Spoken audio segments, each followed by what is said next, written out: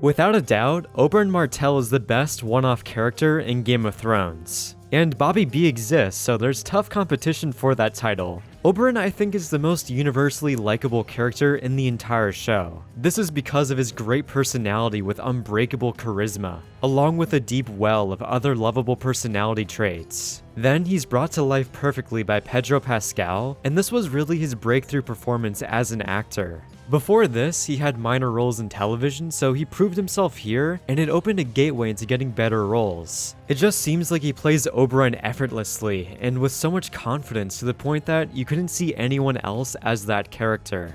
The first area I want to tackle for understanding why Oberyn is a perfect character is the writing. And then we can go into more detail about Pedro's performance, and then the external factors about the character that makes him even better. Upon rewatching all of Oberyn's scenes, I realized each one of them introduces and showcases a new personality trait. It makes his scenes feel very efficient because we keep learning new aspects tied to the character. Going through his scenes, we have his opening where it's shown he's a courageous, fearless badass. His scene with Tyrion shows him to be vengeful. He's able to suavely play politics at Joffrey's wedding. He's a compassionate lover who wants to experience all the desires in the world. He has strong composure and doesn't act on impulse in the face of Tywin. He's a kind intellectual who writes poems and treats Myrcella with care. The small council meeting shows him to have an air of disobedience, and with all of this, he's even able to be sincere with Tyrion in the dungeons. Almost all of his scenes are productive on a character development level.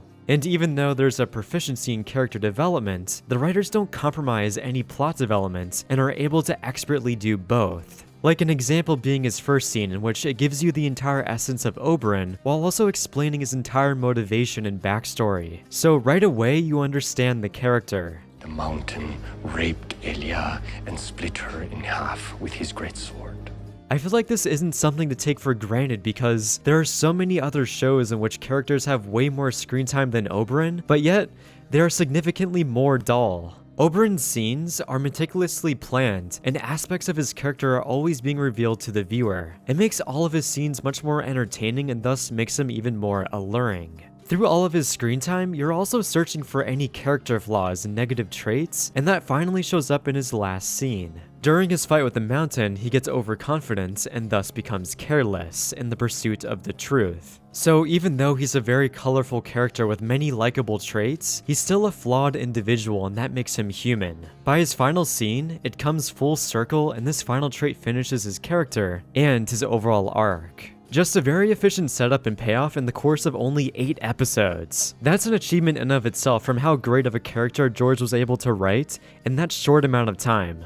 Another clever thing I picked up on rewatch was how much the writers emphasize the mystery of Oberyn. All of his opening scenes generally paint him as more of a villain because he openly says that he hates the Lannisters. At the end of each of these scenes, they generally end with an open threat. Like the way his first interaction ends with Tyrion. This is also the first episode of the season, so at this point in the story, you assume that Oberyn will be a possible catalyst to blow up conflict in King's Landing. Throughout the show, we are taught not to trust anyone, so this new character showing up according to things we learned earlier and general story tropes tells us that Oberyn is not to be trusted, especially since he openly made his objective well known. So the twist in which he actually turns out to be a good guy is that much more surprising because he shattered our expectations of this new mysterious character. That and this whole scene was brilliantly written. Easily one of my favorite monologue scenes that is imbued with so much emotion. Up until this point, we've never seen Oberyn in this more sensitive light, so seeing him have a moving scene with Tyrion was special. Along with it even adding in more backstory about how Cersei and other people hyped up Tyrion as being a hideous monster as a baby, when in reality he wasn't. It makes for a great point for Oberyn to sympathize with Tyrion, and him choosing to be his champion was one of the most uplifting moments in Game of Thrones. Tyrion at this point in the story has utterly lost, and even his own brother and best friend won't fight for him. So Oberyn coming in out of left field to help him was a great twist. Which, if you've been paying attention, this perfectly makes sense within the story because of Oberyn's vendetta against the Mountain. But yet, it doesn't come across as an obvious point in the story because the Mountain is so menacing and terrifying to the point of no one wanting to fight him. So overall, this is really the turning point for Oberyn's character that really makes the audience rally for him. This is his purpose within the show, and now he's extremely important. The amount of stakes tied to his character has drastically surged, and the upcoming mountain fight makes you hyped as hell. From here we can look at the mountain versus the viper scene, and obviously it has some fun action, but what really floored me was the writing. The twist at the end where Oberyn gets overconfident and gets blindsided by his vengeance for Tywin and makes a misstep that cost him his life is probably the most shocking twist right behind the Red Wedding. The reason why this twist rocks you so hard is because it was very unpredictable and because of Tyrion's fate. For the last 3 seasons, Tyrion has been the primary protagonist in King's Landing. So going into this trial by combat, you assume that there is a fair chance that Tyrion will survive given his importance, along with Oberyn being this new and dominant character. So surely they won't kill him, right? Right? Then to even combat the suspicion that Oberyn will lose, they actually make it to where he wins, and then in a freak accident he dies.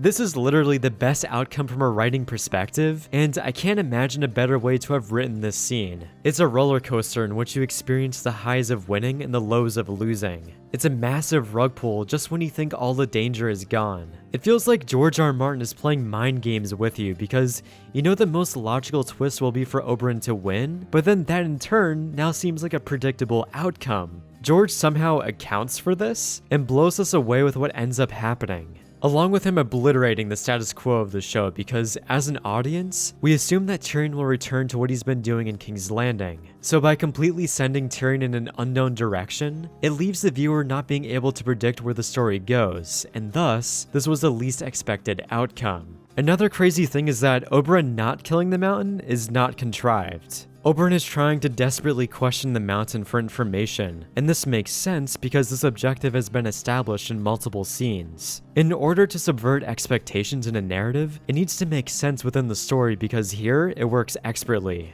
Meanwhile, in later seasons, it utterly shatters the logic in order to pull off hollow, shocking moments. Like Rhaegal's death scene being the biggest offender where Dany forgets about the Iron Fleet despite being reminded of it and getting sniped out of the sky. This may quote-unquote shock the viewer, but it's met with confusion and anger because it compromises any realistic notion within the story. In essence, it's bullshit. And David and Dan keep doing this throughout season 7 and 8. So Oberyn's final scene is the literal opposite of this because it's logical and is driven by 2 amazing characters. I know I took some of the emphasis off of Oberyn and talked about this overall scene, but it clearly wouldn't be possible without Oberyn.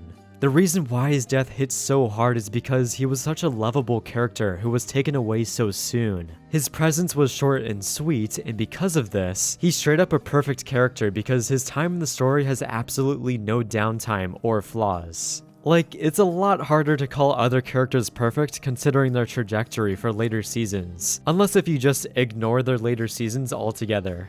Another thing about Oberyn's scenes is that he contrasts really well to certain characters, and the writers take advantage of that. Like, one of my favorite pairings was Oberyn talking to Varys in the throne room. Oberyn is a man who loves pursuing desires and is constantly indulging himself at every opportunity he can get. So this being contrasted to someone who has no sexual desires genuinely confounds Oberyn. And Varys even says that he's had no desires even before being a eunuch. This is the antithesis as to how Oberyn operates, and their interaction because of this was very engaging. The part in the script where Oberyn asks Varys what his true desire is, given his lack of sexual ambition, and all he does is look over at the Iron Throne, is a genius point in the script. This kind of contrast can also be seen in his small council scene. What is a man who is so disobedient doing in a setting in which you have to serve the hand? All of the characters here want to kiss Tywin's ass, while Oberyn definitely does not. The rivalry between Oberyn and Mace Tyrell is really funny, and it shows the stark differences between what these characters value so much. One is a bootlicker who will do anything for Tywin, while the other refuses to stand when he enters the room and is lounging in his seat. These kind of scenarios the writers put Oberyn into are so intriguing because he sticks out much more from these major differences. It amplifies his characteristics and ideologies because they aren't normal in this setting, so they essentially stand out like a sore thumb.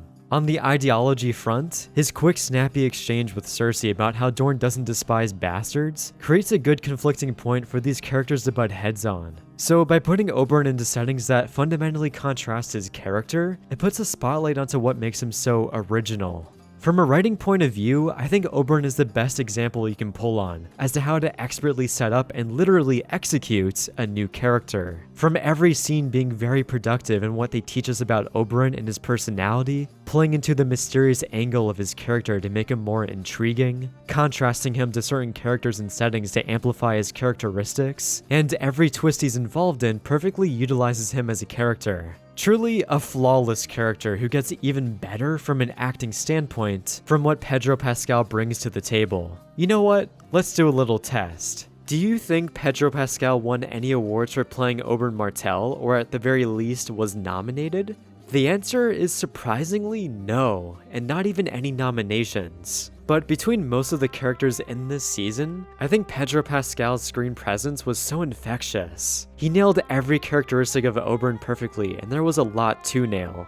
As I said before, every scene essentially showcases a new characteristic, so from an acting standpoint, it's really impressive to me that Pedro Pascal was able to gracefully portray each of these characteristics so well. This also requires a ton of range from Pedro because he has to show heaps of charisma, confidence, stoicness, and on the opposite side of the spectrum, he has to be vulnerable. If it wasn't for his monologue with Tyrion, he would have just been a fun character, but the scene really cements him as an emotional powerhouse. This kind of reminds me of Robert Baratheon.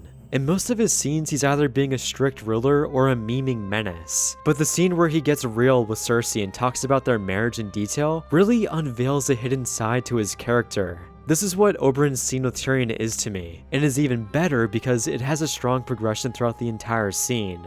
Pedro is able to build to the point of sincere sadness by first starting out in a more playful mood. He starts out cracking some jokes, and we first think he's chastising Tyrion when he talks about how people called him a devilish baby.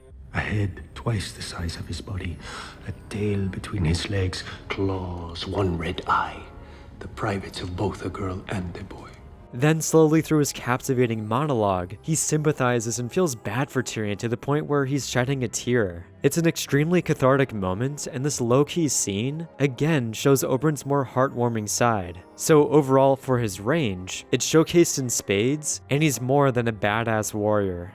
For another aspect about his acting that I feel like is hard to achieve is the amount of charisma he portrays. This is an aspect that a lot of leading actors can lack, and it becomes very noticeable if the actor doesn't feel confident in the character. If they lack this confidence, then their performance will in turn become dull. But what makes an actor great is if they make you believe they truly are that character and don't come across as just reading lines. This requires a lot more involvement from the actor in establishing more detailed aspects like the voice of the character, inflection, cadence, and the way they physically hold themselves. You can make an easy distinction between great and bad actors if each one of these areas aren't different for their characters. Like Daniel Day-Lewis essentially rewrites his entire genetic makeup when entering a new character. And then on the other hand, The Rock or Kevin Hart essentially play themselves in every role. Pedro Pascal's Oberyn feels very distinct in each one of these areas. His voice has a unique accent given that he's from Dorne. His inflection is very particular and regularly puts emphasis on certain words for bigger dramatic impact, and he has the cadence of a smooth river. And then physically, he simultaneously feels like an untouchable god, while also being very particular and smart with how he moves. Like, once you really start to think about the work Pedro Pascal is putting in here, it's like uncovering a deeper iceberg.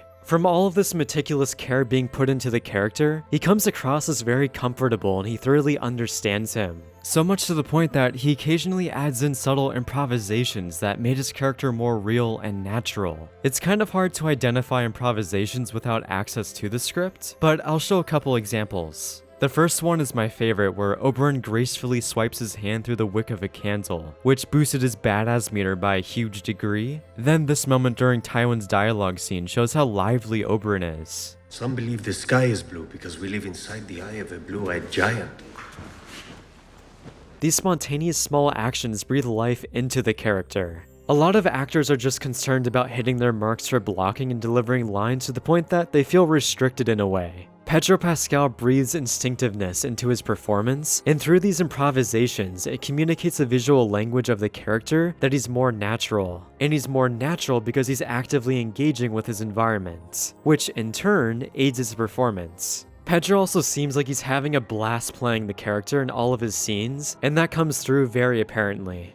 Going back to the opening of this segment, it's a shame that Pedro Pascal's Oberyn didn't get any award recognition, which feels ironic because of how iconic the character is. This literally put him on the map, and I think he deserved much more credit back then.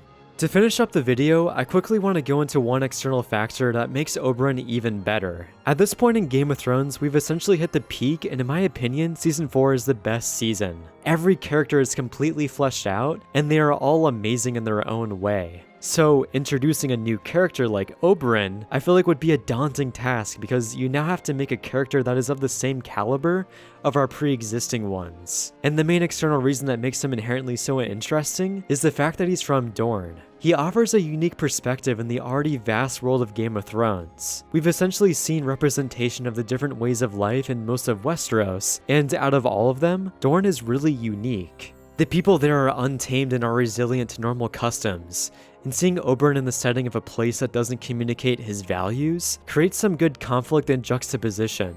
We get to see some in-world racism, like the remarks the Lannister soldiers make towards Oberyn. This adds a lot of subtext about how people view the Dornish, and this is very important for how rich and huge the world is. Now, Dorne in the long run doesn't end up being that important, given that the Season 5 subplot was terrible, and their impact in the later seasons was non-existent, but Oberyn in Season 4 sets a good introductory point for the Dornish culture. So if the show happened to explore better plotlines in Dorne, a better book adaptation of Dorne maybe, then this starting point sets a good foundation to then explore later on. It's just too bad that it was kind of wasted, and even though it was, it does not diminish Oberyn's brilliance in Season 4.